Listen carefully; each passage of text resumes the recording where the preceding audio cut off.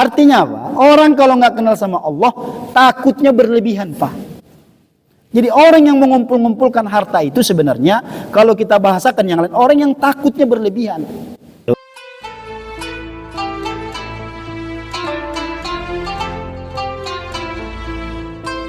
Kemudian setelah kita mengenali unsur daripada jism atau jasad kita, apalagi yang kenal dari unsur diri kita, yaitu unsur ruh. Ada ruh di dalam tubuh kita ini, Bapak sekalian. Jadi kita hari ini hidup karena ada ruh. Kapan ruh ini diangkat, dicabut sama Allah, maka ini diri kita ini tidak lebih seperti senggok daging doang. Makanya kalau ada orang meninggal, kenapa mesti buru-buru dikuburkan? Karena kalau lama-lama takutnya nanti digigit semut. Tubuh kita ini ya sama kayak daging biasa. Jadi makanya oleh karena itu alangkah naibnya seorang muslim yang beriman, yang bertakwa, kalau hidup ini fokusnya hanya pada jasad tadi. Dia hanya fokus menghiasi tubuhnya, tapi tidak menghiasi ketakwaannya. Alangkah naibnya. Kenapa? Karena tubuh ini ya semua akan hancur. Semua akan binasa. Semua akan habis. Dan ini bukan punya kita. Bapak-bapak kalau masih ingat apa yang disampaikan Luqmanul Hakim, ini perlu kita ulang-ulang supaya kita nggak lengah. Kan kata beliau, diri kita ini cuma terbagi 3. Satu ruh, ruh itu milik Allah. Milik Allah berarti nanti akan diambil sama yang punya. Dulu Allah titipkan tuh ruh itu dalam keadaan suci pada diri kita. Ketika ruh itu dititipkan diri kita dalam keadaan suci, maka orang-orang yang menjaga kesucian ruh itu, mereka lah yang beruntung. Bagaimana cara menjaga kesucian ruh itu? Dengan taat ibadah, nggak pernah maksiat, selalu mengikuti perintah Allah, terus dia lakukan istiqomah. Nanti di akhir hayatnya orang-orang yang menjaga kesucian ruh itu dibahagiakan sama Allah, dikasih hadiah. Apa hadiahnya? Berupa ucapan selamat. Ya ayyatuhan nafsul mutmainnah irji'i ila rabbiki radiyatan maradiyah fadkhuli fi ibadi wadkhuli jannati. Ya Allah, luar biasa. Wahai hamba-hambaku, nafsul mutmainnah, jiwa-jiwa yang tenang, berbahagialah. Kenapa? Udkhuli fi ibadi. Masuklah kamu ke dalam surgaku, yang surga itu adalah tempat di mana kesempurnaan nikmat. Tapi kalau orang tidak mampu menjaga kesucian ruh, karena ruh tadi diletakkan dalam keadaan suci pada dirinya, lalu sepanjang hidupnya dia maksiat, dosa, nggak pernah taubat. Ya kalau dosa mah pasti dah ya. Siapa sih yang nggak punya dosa, ya kan? Kita ini kalau diunjukin sama Allah dosa kita ini, nggak bisa kita duduk ini mah. Ya, masya Allah. Ya, tapi barangkali sebaliknya juga nih. Kalau diunjukin sama Allah hakikat sebenarnya diri kita ini, banyak mungkin di sini menjadi wali-walinya Allah. Cuman saya kagak tahu dah. Ya, karena wali Allah itu adalah mereka-mereka itu yang selalu istiqomah. Itu ciri yang pertama tuh. Jadi nggak usah susah-susah nyari wali Allah tuh. Bukan yang pakai saya kayak saya nih, pakai sorban nggak begitu. Tapi wali Allah itu orang yang istiqomah sholatnya. Ya kalau misalnya ada orang mengaku wali Allah tapi sholatnya belang-belentong, ya nggak mungkin lah, ya kan? Jadi wali Allah itu adalah orang-orang yang istiqomah. Jadi orang-orang yang mampu menjaga syaitan itu adalah orang-orang yang selalu taat kepada Allah. Nah, mereka itu nanti berpisah ruh dari tubuhnya enak, Pak. Kayak istilah hadis itu rambut diangkat dari tepung. Gimana sih? Gampang kan? Tuh. Makanya di dalam surah Fussilat itu digembirakan tuh, wa basyiru bil jannati allati kuntum tu'adun. Kasih mereka kabar gembira dengan surga. Udah dipertunjukkan surga ketika dia sakaratul maut. Nah, itu satu. Yang kedua, kata Luqmanul Hakim, unsur dari diri manusia itu adalah jasad ini tadi yang kita bahas. Cuman jasad ini kata beliau ya bukan milik kita. Siapa yang memiliki jasad kita ini? Ada yang masih ingat? Nah, tuh Pak Marjo masih ingat banget tuh. Litdud itu belatung, Pak. Belatung. Jadi tubuh kita ini nih yang bagus-bagus ini, yang kita rawat ini, terutama saya yang gemuk-gemuk ini siap-siap aja udah ditunggu sama yang punya. Siapa yang punya? Belatung. Makanya orang kalau meninggal, Pak, kita gali 3 hari 4 hari udah nggak ada lagi di situ kulitnya, dagingnya udah habis. Kemana dia? Diambil sama yang siapa yang punya? Belatung, Pak. Oh, Masya Allah. Diambil sama yang punya. Jadi nggak usah heran, nggak usah nyari-nyari kemana ya. Ya diambil sama yang punya udah. Nah, yang ketiga kata beliau, yang menjadi milik kita itu seutuhnya adalah wa amalihi, amal-amalnya. Nah, sholat 5 kali dalam sehari semalam itulah yang buat milik kita, Pak. Haji umroh itulah yang menjadi milik kita. Infak, sedekah, wakaf, hibah itulah yang menjadi milik kita. Birrul walidain itulah yang menjadi milik kita. Nih duduk nih di majelis ilmu, ini yang menjadi milik kita. Ini yang akan kita bawa. Bersaudara, membangun ukhuwah, ini yang menjadi milik kita. Dan ini yang pasti akan mengikuti kita. Sampai di alam barzakh, sampai di yaumil mahsyar. Ini yang membela kita, Pak. Nah, makanya tadi saya awali. Tadi kalau ada kesempatan-kesempatan kita di mana kita mendapatkan pahala yang terus mengalir, jangan disia-siakan, Pak. Mari kita manfaatkan. Ya, jadi ruh di dalam tubuh kita ini ada ruh. Ruh itu adalah milik Allah. Allah titipkan di dalam tubuh kita. Jadi unsur jasmani, unsur ruh. Kemudian yang ketiga unsur nafs. Nafs ini jiwa. Jiwa atau dalam bahasa yang lain hawa nafsu. An-nafs itu hawa nafsu kita. Orang kalau nggak kenal dengan hawa nafsu akan terus masuk lubang. Kenapa? Karena dia tertipu oleh hawa nafsunya. Hawa nafsu ini lebih hebat daripada setan. Kalau setan itu dari luar. Kalau hawa nafsu ini dari dalam. Dia ada dalam diri kita. Maka kalau kita nggak hati-hati, hawa nafsu ini akan mencelakakan kita, Pak. Contoh yang paling gampang cara kerja hawa nafsu. Dalam urusan makan aja. Kita makan, Pak. Kan kalau sesuai kebutuhan kita masih piring cukup. Ya. Tapi kalau kerja hawa nafsu bagaimana? Wow, tambah lagi. Kebetulan memang lauknya enak. Nambah terus. Nah, yang nambah lagi itu perintah hawa nafsu. Yang kedua, contoh misalnya beli baju. Beli baju mah kalau untuk sekarang mah harga 300.000 juga udah cakep banget ya. Tapi kenapa ada orang hari ini beli baju misalnya 2 juta, 3 juta, 4 juta, giliran sedekah anak yatim dikasihnya cuma 20.000. Ada yang begitu kan? Ada. Beli baju harganya 2 juta, 3 juta, beli batik. Giliran ada sedekah, ada anak yatim dikasih cuma 20.000. Ya masih bagus dikasih. Ada yang lebih parah lagi. Beli baju 2 juta, ada anak yatim, kagak dia mah. Dia bilang, enak aja lo. Gue yang capek, gue yang nyari duit. Kenapa lu yang jadi tinggal nerima doang? Nah, ini konsep sedekah ini hari ini belakangan ini kalau saya perhatikan sedikit tergerus maknanya. Kenapa? Karena banyak kalau kita lihat di media-media itu dipelintir-pelintir oleh orang-orang, Pak. Sehingga menjadikan orang itu malas bersedekah. Ya, apalagi ustadz ini kena fitnah. Itu mah buat dia aja itu katanya. Memperkaya dirinya aja katanya.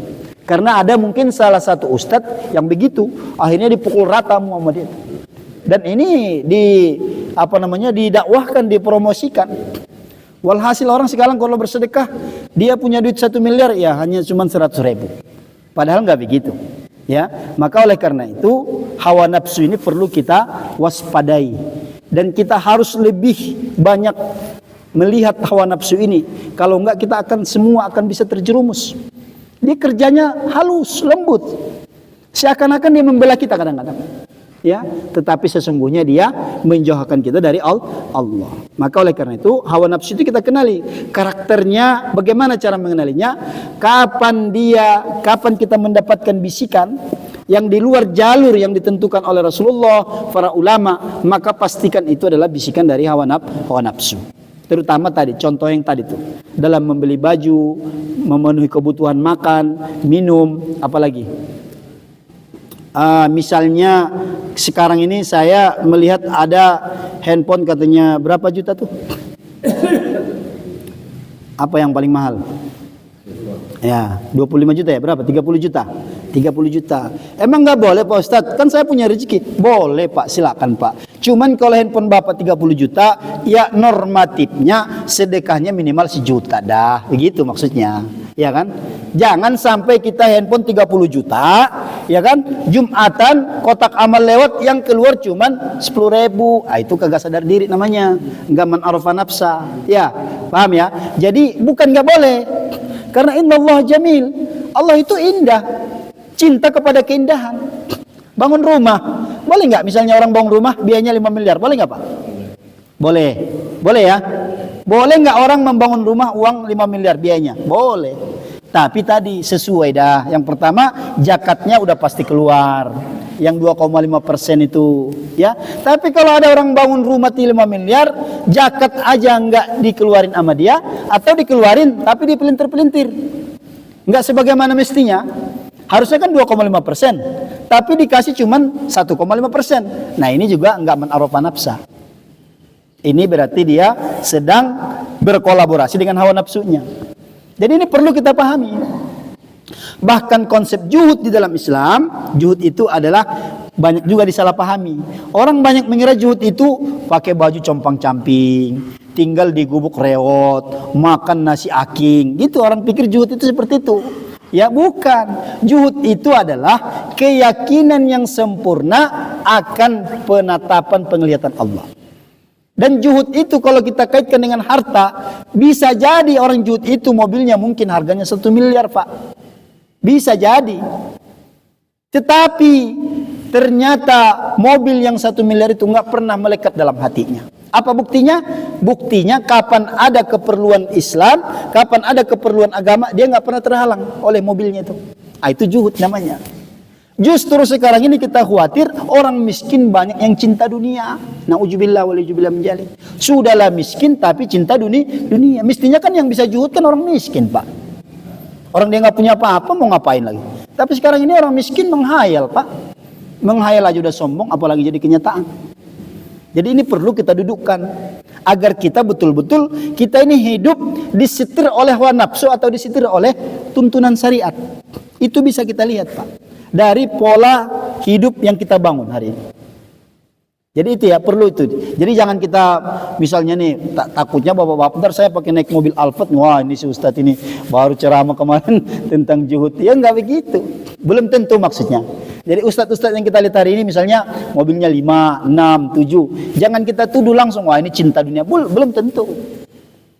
Dia punya mobil gitu tapi hak-hak Allah semua dikasih sama dia. Semua warga, tetangganya, semua bahagia.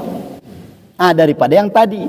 Nah kita yang khawatir tadi tuh Pak. Ya, dia punya uang 1 miliar, punya rumah dibangun 5 miliar, tapi zakatnya nggak ada. Jangan lagi sedekah, zakatnya pun nggak ditunaikan. Na'udzubillah walijubillah. Nah inilah nanti orang-orang yang akan menyesal. Kalau sudah bicara harta, pintunya 2 ditanya nanti. Min aina iktasabahu wa fi aina anfaqahu. Ini duit, uang, mobil, rumah, dari mana kamu dapatnya kata Allah begitu nanti. Wa fi aina anfaqahu, dan kamu kemana kamu belanjakan? Apakah disimpan doang? Berapa banyak orang hari ini Pak sepanjang hidupnya mati-matian ngumpulin harta, ngumpulin uang.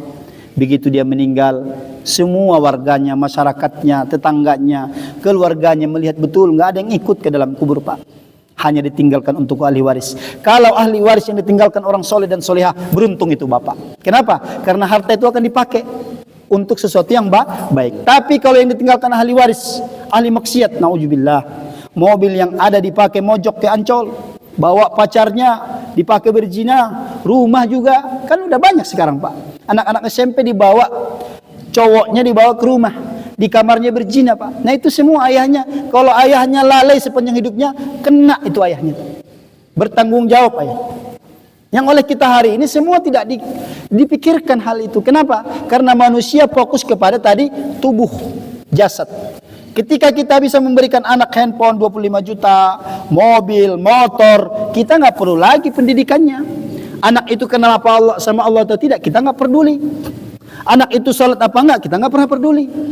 Kenapa? Karena bayangan kita sebagai ayah, tanggung jawab kita sebatas memenuhi kebutuhan fisiknya. Padahal fisik tadi itu satu buat belatung, yang satu lagi jadi sampah. Nah, ini semua pentingnya diberitahu, diingatkan lewat ilmu. Maka masyarakat yang berilmu adalah masyarakat yang Allah muliakan. Saya teringat dengan kondisi Rohingya sekarang ini. Rohingya Pak, kalau kita perhatikan Pak, Rohingya itu memang secara iman kita nggak tahu. Tapi yang bisa kita lihat adalah amal-amal soleh. Memang masyarakat Rohingya itu rendah ininya Pak. pemahaman agamanya rendah, sehingga mereka dalam kehidupan sehari-hari memang juga ibarat kalau bahasa kita mah udah kondisi begitu bukannya taat kepada Allah, enggak. Malah ingkar, malah maksiat. Banyak yang enggak sholat. Di tenda-tenda pengungsian banyak enggak sholat. Bahkan banyak yang melakukan hal-hal yang na'udzubillah. Dan itu terjadi dari dulu, semenjak mereka belum diusir itu terjadi memang. Jadi rendahnya pemahaman agama, rendahnya ketaatan di situ menjadikan mereka terhina sebenarnya. Nah, satu sisi kita harus bela karena mereka orang beriman, karena mereka orang Islam. Tapi di sisi lain Allah ingin menunjukkan kepada kita kapan satu individu, keluarga, masyarakat ya jauh dari petunjuk Allah, itu memang akan terhina, Pak. Jadi oleh karena itu ini penting kita bangun terutama di kampung kita ini. Ini tugas kita bersama agar kampung kita ini menjadi kampung yang bermartabat, kampung masyarakat yang soleh dan soleha. Itu target kita, Pak. Kalau nanti kita diberikan Allah kelebihan di kampung kita ini, kita bisa membangun rumah-rumah yang bertingkat, itu bonus lah ya. Tapi pokoknya adalah bagaimana Masjid At-Taqwa ini kita penuhin sap-sapnya. Kalau ada majelis-majelis ilmu kita hadiri. Itu targetnya, agar kita dibela sama Allah dari dunia sampai yaumil kiamah nanti. Coba lihat Rohingya itu, Masya Allah, kalau kita perhatikan beda jauh nih 180 derajat itu sama Palestina. Kan sama-sama di perang itu istilahnya kan, sama-sama diusir, sama-sama dibombardir, sama-sama dibantai. Tapi dua negara ini punya perlakuan dan hasil yang berbeda. Kapanpun agama tidak masuk ke dalam relung-relung jiwa manusia, maka akan seperti itu, akan jadi budak. Artinya apa? Orang kalau nggak kenal sama Allah, takutnya berlebihan, Pak. Jadi orang yang mengumpul-ngumpulkan harta itu sebenarnya, kalau kita bahasakan yang lain, orang yang takutnya berlebihan. Padahal dalam hal ini sudah dijamin sama Allah. Orang yang korupsi itu kalau bahasa lainnya orang yang takutnya berlebihan. Takut miskin, ya, takut nggak dihargain, kan begitu. Orang kalau bertakwa itu nggak ada takutnya, Pak. Semua berjalan normatif aja. Maka jadi paham kita, tidak ada orang yang akan sampai kepada makom bahagia yang hakiki kecuali lihat ketaatan, ketakwaan kepada Allah Subhanahu wa taala. Adapun yang lain itu hanya sementara. Jalan-jalan, healing, kemana, itu sementara, Pak. Tapi yang membahagiakan manusia itu adalah ketaatan. Ketika dia membangun ketaatan dalam dirinya, itulah orang-orang yang bahagia. Tapi gimana mungkin orang taat loyal kalau dia nggak kenal sama Allah? Maka sekali lagi tadi, mengenal unsur diri kita ada hal terpenting dalam hidup kita. Unsur jasmani, unsur rohani, unsur nafsu. Sekarang unsur akal. Akal ini Allah berikan kepada kita, setiap manusia. Akal ini dimanfaatkan, Pak. Akal inilah yang mengakses semua ajaran-ajaran Islam. Bukan nafsu. Kalau nafsu dia nggak mau tuh. Karena dia bertentangan. Akal mengakses ajaran-ajaran Rasulullah. Rasulullah apa kata Rasulullah kalau makan? Makan itu sepertiganya buat udara, sepertiganya buat air, sepertiganya buat makanan. Jadi perut kita ini dibagi sepertiga. Kalau misalnya kita isi 2/3 makanan, itu berarti ngikutin nafsu. Gitu loh maksudnya. Jadi ini berlaku loh ya. Berlaku bukan hanya untuk makan, dalam mengelola harta, dalam berbisnis, semua berlaku. Harus taat kepada tuntunan Rasulullah. Kapan melenceng berarti ngikutin nafsu. Nah, jadi akal inilah yang mengakses. Nah, sekarang kita duduk di sini, yang harus kita pergunakan akal. Kalau kita pakai nafsu, Pak, bisa ada yang tidur, bisa ada yang melek, bisa juga. Tapi nggak masuk, nggak ketampung. Karena wadahnya tadi.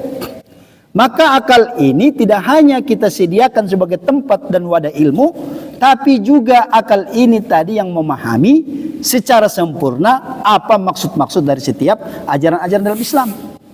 Maka dalam hal ini kita kalau menuntut ilmu, yang perlu kita siapkan adalah akal bimakna kebersihan hati. Kalau kita datang ke sini, Pak, datang ke sini, sudah penuh, ibaratnya ember nih kayak gini nih. Ini kan penuh nih. Kalau diisi lagi, dikit doang ini. Kalau diisi banyak, tumpah. Maksudnya gimana? Kalau bapak-bapak ke sini, tadi ada membawa unsur kesombongan, nggak masuk. Sejam saya cerita nggak ada yang masuk. Kenapa? Tumpah. Tapi kalau bapak-bapak ke sini datang dengan hati yang bersih, wadah yang tersedia, insya Allah, Pak, jangan lagi 1 jam, Pak. 2 menit juga akan bermanfaat. Tapi kalau penuh, wah bahaya. Tumpah, habis, luber. Ya, begitu kan? Atau yang kedua, memang kosong, wadahnya kosong. Nggak ada sombong, ya betul. Tapi kotor wadahnya. Embernya kotor maksudnya. Kira-kira Pak, bekas sampah itu kita masukin apa kira-kira Pak? Ada nih bekas atau ember lah apa, tapi bekas sampah. Kira-kira yang kita masukin di situ air apa Pak? Air bersih atau air kotor Pak? Air kotor. Maksudnya bagaimana? Tidak hanya perlu wadah yang kosong, tapi juga bersih. Kalau bersih, kemudian kosong, nah itu dapat semua tuh, Masya Allah. Makanya saya dapat cerita dari Pak Udrayana nih, kiai dulu banyak yang tinggal di sini nggak ngaji, cuman ngiter-ngiter aja, ya, tapi dapat berkah. Nah ada orang hari ini gelarnya doktor, di Al-Quran mah nggak ada doktor, profesor juga kita cari nggak ada. Gelar yang paling tinggi dalam Al-Quran itu innama yakhshallahu min ibadihil ulama. Itu gelar yang paling tinggi. Adalah hamba-hamba Allah yang takut kepada Allah, mereka itu adalah ulama.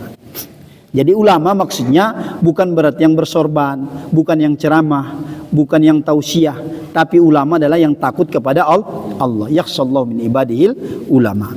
Jadi oleh karena itu, kalau kita perhatikan dalam hal ini, Al-Quran tidak ada. Itu aja gelar yang paling tinggi. Maka oleh karena itu, kita dalam hal ini, meskipun sebentar, kalau kita ikutin semua aturannya, insya Allah kita mendapatkan ilmu. Nah, yang keempat, setelah unsur kolbi, akli, unsur kolbi, yaitu hati. Hati ini, kalau kita ulas, ibaratnya kayu, ini unsur yang paling dalam. Yang paling luar itu sudur, akal, kolbi, kemudian ada lagi di dalamnya fuad. Fuad itu adalah intisari yang paling dalam, dan yang paling dalam lagi albab, lub. Nah, kalau bisa Bapak sekalian, semua ilmu yang kita dapatkan kita masukkan ke dalam lub, agar lub itu betul-betul merubah hidup kita. Akal lub itu betul-betul mengarahkan kita. Sehingga setiap perkataan, ucapan, langkah kaki semua berdasarkan tuntunan Rasulullah Shallallahu Alaihi Wasallam. Ada berapa tadi? Unsur jasad, unsur ruh, unsur nafs, unsur akal, unsur hati. Ada 5. Tentu ini ibaratnya orang mandi masih di permukaannya saja kita ambil. Tapi mudah-mudahan ini memberikan satu kita pencerahan bahwa yang terpenting adalah kita banyak-banyak mengenali diri kita. Ketika kita mengenal diri kita, insya Allah inilah pintu kita kenal dengan Allah Subhanahu Wa Taala. Kalau kita ulas lagi bagaimana proses Allah menciptakan kita, subhanallah, tidak ada kata lain kecuali sami'na wa ta'na. Coba kita bayangkan Pak, Masya Allah, kita ketika dijanin, menjadi janin itu kan di dalam rahim ibu kita. Kata Ibnu Qayyim Al-Jauzi di sini, air mani itu kan masuk ke dalam rahim ibu kita. Itu berlomba-lomba, bisa 500 juta air mani itu. Hanya satu yang jadi kita hari ini. Nah, ketika dia sudah di dalam rahim, tidak ada daya upaya kita. Karena belum ada telinga, belum ada mata, belum ada mulut, belum ada kaki. Semua Allah penuhin. Semua Allah penuhin lewat satu jalur. Lewat jalur yang kita sebut dengan ari-ari, palasenta. Ya, nah lewat situlah kita diberikan Allah kebutuhan. Sampai kita nanti lahir. Ketika kita lahir di dunia ini tanpa kita sadari, Allah jamin rezeki kita. Jadi oleh karena itu, jangan sampai kita merasa hidup ini adalah hidup yang kita mengatur. Tapi semestinya kita orang-orang yang mengenal diri kita, semua harus tunduk dan taat kepada Allah Subhanahu Wa Taala. Mudah-mudahan ini kajian subuh hari ini bisa bermanfaat dan bisa kita amalkan bahan-bahan renungan lah ya kepada kita, sehingga di sisa umur kita ini yang kita nggak tahu berapa lama lagi kita hidup di dunia ini, mudah-mudahan kita semua menjadi hamba-hamba Allah yang muttaqin, hamba-hamba Allah yang senantiasa mendapatkan gelar at-taqwa. Itulah gelar tertinggi, yakni hamba-hamba Allah yang senantiasa taat kepada Allah Subhanahu Wa Taala. Apa yang Allah perintahkan dijalankan, apa yang Allah larang dijauhi. Mudah-mudahan semua dimudahkan Allah untuk senantiasa menjalankan agama ini secara sempurna, secara istiqomah sampai tiba saatnya ajal, sehingga kita semua mati dalam keadaan husnul khotimah, dalam keadaan terbaik, dalam keadaan tadi disambut oleh Allah, ya Tuhan nafsul mutmainnah irji ila rabbika radiyatan mardiyah. Semua mudah-mudahan ya kita istiqomah. Amin ya Allah ya rabbal alamin. Itu